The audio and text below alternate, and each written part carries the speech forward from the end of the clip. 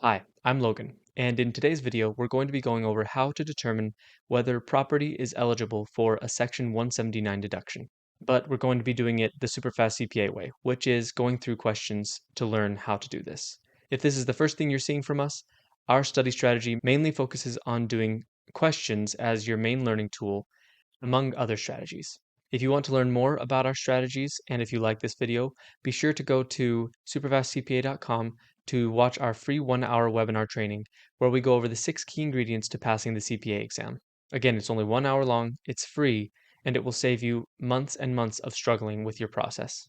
One more thing about this video will only have me going over 5 questions, but Superfast CPA members will have access to the full video that goes over 10 questions. All right, with that said, let's go straight into the questions. Here's the first question. Ginger's Gourmet Kitchenware, a business that operates as a sole proprietorship, has decided to expand its cooking utensils line. In June of the current tax year, Ginger purchases a high-quality industrial-grade food processor for $5,000 and a used commercial oven from her sister's defunct bakery for $4,000. Ginger plans to use both in her active business to increase product capacity. Which of the following statements is true regarding Ginger's ability to take a Section 179 deduction for the tax year in which the equipment was purchased? All right, so if you don't really know anything about the 179 deduction, that's okay. That's what this video is here to teach you about. So take a second, pause the video if you need to make sure you understand, maybe read through the different responses that are available. And when you're ready, we'll go straight into the answer to start learning more about the Section 179 deduction. All right, so the correct answer is C, and let's learn about why. So it looks like here it's explaining to us all of the requirements for the Section 179 deductions. First, it has to be an eligible property, which means it must be a tangible, depreciable personal property purchased for business use. Property must be bought new or used from an unrelated party, and that's going to be why this one was not, why C is correct, because she purchased it from a related party, from her sister. Property must be used more than 50% for business purposes. The property must be placed in service during the tax year in which the deduction is claimed. The deduction cannot exceed the business's taxable income for the year. There are annual deduction limits and purchase price phase-out thresholds. And the taxpayer must elect the deduction, and certain properties aren't eligible for it, like land, inventory, and buildings. And then obviously you have to keep adequate records of it. So we still don't know anything about the number of the 179 deduction, but here's the basic outline of some of the eligibility requirements. So again, has to be for business use, personal property, has to be bought from an unrelated party, has to be more than 50% business use. Those are some of the main ones there. All right, so that's just the start of the 179 deduction. So let's go to the next question to learn more about it. Okay, here's the next question. This year, Henderson's IT Solutions purchased several pieces of computer equipment and software to update their infrastructure. The total cost of the new equipment was $2,500,000 and the software was $700,000, both used exclusively for business purposes. Henderson's has enough business income to fully realize any potential deduction. The tax code for the year allows a maximum Section 1 deduction of $1,150,000 for qualified equipment, with a phase-out starting at $2,850,000 of total property placed in service during the year. What is the maximum Section 179 deduction that Henderson's IT Solutions can take this year for these purchases? Now, one thing I want to say right away, if you know anything about taxes, you'll know that this $1,150,000 is not the current Section 179 deduction. The reason for that is the AICPA is not going to test you on specific tax year numbers most of the time. For REG and TCP, that will not be the case because the tax numbers change from year to year, and they aren't trying to test you to know if you have a number memorized most of the time. They will just want to make sure you know how it works because, again, it's going to keep changing every year. So, again, this is not the current number, but that's okay. We're trying to learn how this works. So, they purchased, a lot of stuff, and here's the phase out. So make sure you read this, make sure you understand what it's asking, and when you're ready, we're going to go into the answer to learn more about what the maximum is and how that works and what the phase out is and how that works. All right, let's go into the question, or I mean the answer. So the answer is $800,000. That's how much what Section 179 deduction can be taken. So let's learn a bit more. Henderson's IT Solutions total equipment and software purchases for the year amount to $3,200,000. So that's those two together. And we'll talk a bit more about software in a little bit, by the way. that could be something where you're like, well, that's not a tangible business asset necessarily. It kind of seems maybe like an intangible, or it's kind of like a little bit strange. For this question, we're going to assume it does qualify for Section 179, but in a few questions we're going to read a bit more about that. So just wanted to throw that out there. So this 3,200,000 does exceed the 2,850,000 of the phase out limit. Let's learn how that works. So they were over by $350,000. The maximum Section 179 deduction is $1,150,000, but that is reduced dollar for dollar by the amount exceeding the phase out threshold.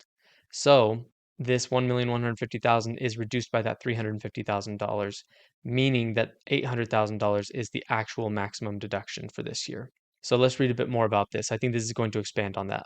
There's a set maximum deduction amount for Section 179 each year, and in this instance, it was $1,150,000, which a business can use to deduct the full purchase price of qualifying equipment. Okay. There's also a specific purchase price threshold set each year. If the total cost of all Section 179 property placed in service during the year exceeds this threshold, the maximum deduction available begins to be reduced. And we saw that up here. It's dollar for dollar right here. The deduction is reduced dollar for dollar. This phase-out aims to limit the benefit for larger businesses and ensure that the Section 179 deduction primarily helps small to medium-sized businesses. So that's why they do this phase-out. So if purchases far exceed the phase-out threshold, it's possible for the Section 179 deduction to be reduced to zero. So that's how that works. I mean, that's right there. That's the gist of most things when it comes to 179 deduction. There's the max, there's the phase-out, and there's one more thing that we're going to learn about in a second here, but there's really three parts to the 179 deduction besides all those things that we talked about when we were talking about what qualifies for 179. But this is the number side. So there's going to be a max deduction, there's going to be a phase out, and then again, we're going to talk about the one other thing that affects how much Section 179 you can take. So let's go to the next question. Okay, here's the next question. During the current tax year, Thompson Manufacturing Inc. made several purchases to enhance its production capabilities. These purchases include $800,000 for manufacturing equipment, $100,000 for office furniture, $400,000 for land improvements, and $200,000 for residential rental property improvements. Assume the tax code for the current year allows a maximum Section 179 deduction of $1,050,000 for qualifying equipment, with a phase-out starting at $2,600,000. Okay.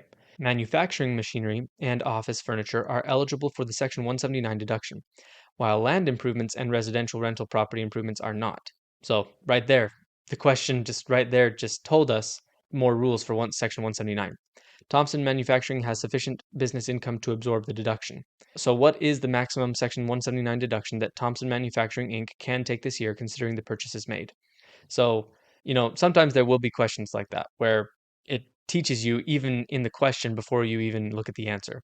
So we understand now that land improvements and residential rental property improvements are not. And that kind of makes sense because above we read, buildings and land aren't a part of Section 179. All right, so take a second, pause the video if you need to. We've already learned a lot from just two questions. So see if you can maybe figure out how this one would work and then come back when you're ready. All right, let's look at the answer. 900,000. Thompson Manufacturing Inc.'s total purchases eligible for Section 179 are 900,000, so the manufacturing machinery, and the $100,000 for office furniture. Yep. The land improvements and residential improvements aren't counted as the eligible purchases do not exceed the phase-out starting point at 2,600,000. There is no phase-out reduction to consider. Therefore, they can take the full 900,000. So this is awesome. This is one of those situations where it's pretty straightforward, but you kind of have to sift through it and actually read it to make sure you understand what it's asking. So Section 1, by the way, Section 179 is pretty straightforward once you understand how it works. So let's go to the next question. Here's the next question. Baker's Boutique LLC purchased new baking equipment and a delivery van for their expanding cake business. The equipment was purchased for $500,000 and the van cost $150,000. Additionally, the company invested $50,000 in land improvements and $25,000 in new dining area furniture for customer seating.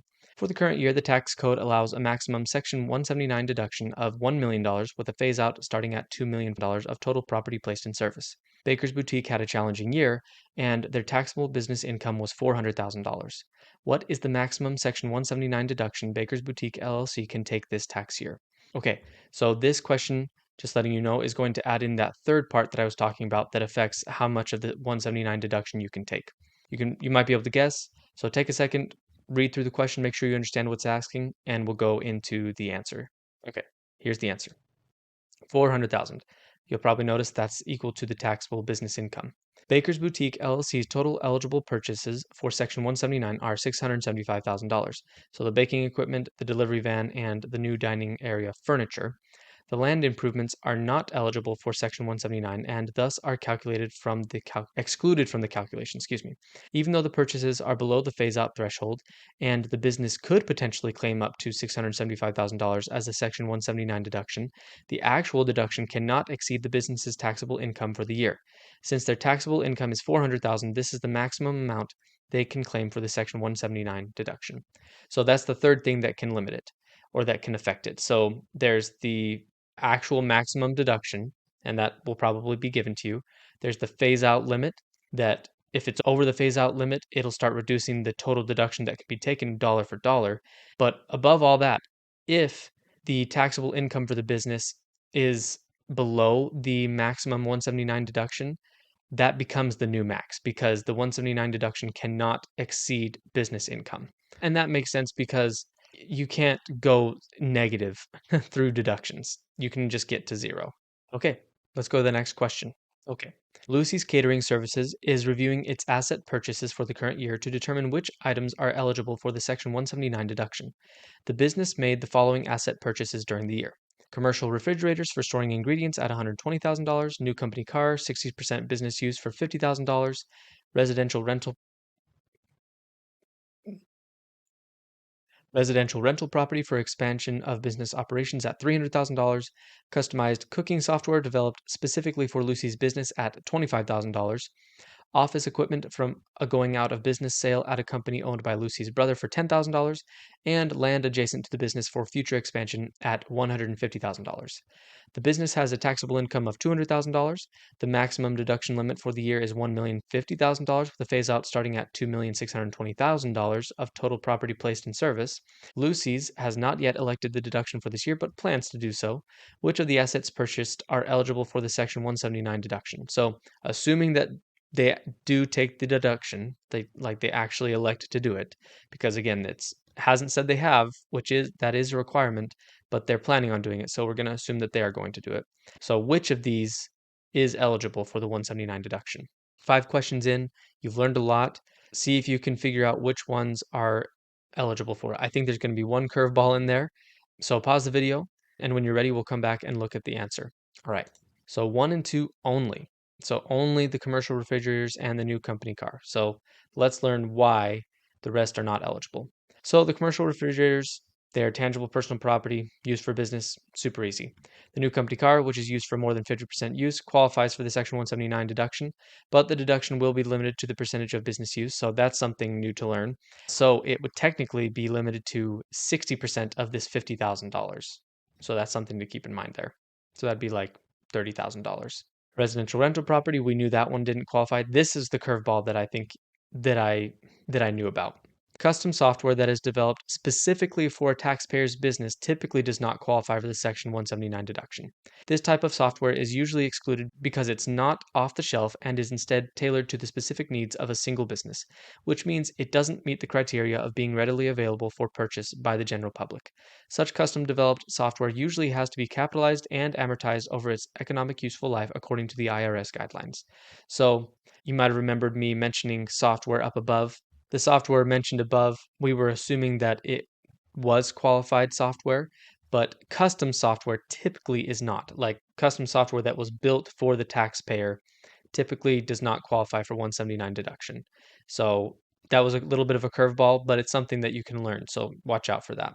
Office equipment would typically qualify, but because it was purchased from a related party, Lucy's brother, it does not meet the purchase source requirement. Land is explicitly excluded from Section 179, so that makes sense. Lucy's Catering Services can only take a Section 179 deduction up to the taxable income limit of $200,000, assuming the assets are placed in service during the year and adequate records are kept. However, the question is focused on the eligibility of the assets, not the limit based on income.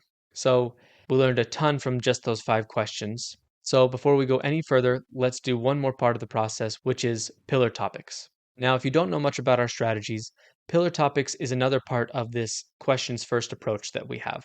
You go through the questions and you learn from the explanations and the answers. And then once you've done a little bit, you can start making pillar topics, which is basically you taking a second and thinking, okay, these are the things that are obviously important. These are the concepts that I'm supposed to learn based off of these questions that I'm doing. So let's go ahead and make some pillar topics. So first pillar topic, there is a maximum deduction amount, a phase out amount, and an income limit for 179. For any amount over the phase out, this starts reducing the total 179 deduction dollar for dollar. Not all property qualifies. It has to be business use tangible assets and has to be from an unrelated party. The deduction is limited by business income. Okay, or to business income. All right. So those are the pillar topics. Again, this is where you take what you've learned and write it out so in your own words so that you know, okay, this is what I have learned. All right. That's the end of this video. Again, I'm only doing 5 questions in this video, but Superfast CPA members will have access to the full video where I go over 5 more questions. If you liked this video, make sure you like it, leave a comment, and especially go to superfastcpa.com and join our free 1-hour webinar training. We go over the 6 key ingredients to passing the CPA exam. And again, it's free, it's 1 hour long, and it will save you months and months of struggling with the CPA exam. Thanks for watching, and I'll see you in the next one.